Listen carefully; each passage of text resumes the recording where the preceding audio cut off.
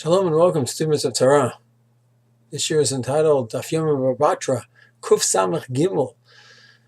As we learned in the previous daf, the Gemara compared space on a star, space in a sukkah, then talked about empty space in the sukkah when that's a problem, as opposed to schach pasul, a metal beam go across the sukkah when that's a problem.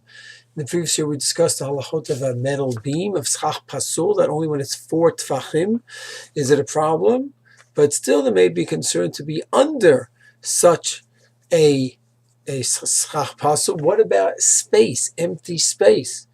So in Tafresh Lamed Bet, the Shulchan Aruch paskins that when you have less than 3 tfachim, that doesn't knock out the sukkah. But what about being under such an area with this empty space? And it's less than 3 tefachim. Tefach could be 8 centimeters, 24 centimeters, 10 centimeters. So the Shulchan Aruch writes that less than 3 tefachim, there's no problem with that space. Ein yeshenim tachtav. You cannot be underneath it. And the Be'er Halacha says, or eating as well, you can't eat underneath it. Obvious question is, what does that mean?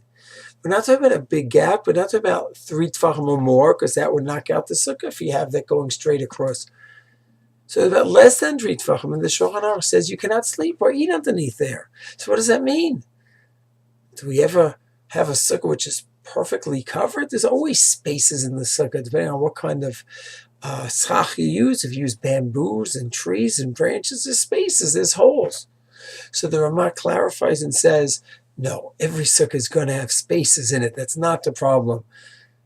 What he means is when you have 3 tefachim or a little bit less than 3 tefachim going across the whole sukkah would be a problem. Or if you have rosh over rubo, where your whole head or a good part of your body could fit underneath that hole, so even if it's technically not nullifying the sukkah, still you should not eat under that area. But when you have empty space here, a centimeter here, a few centimeters there, a fistful over there, that is not a problem. It just certainly does not post-sale the sukkah in any way, and it also is not a problem to sit underneath.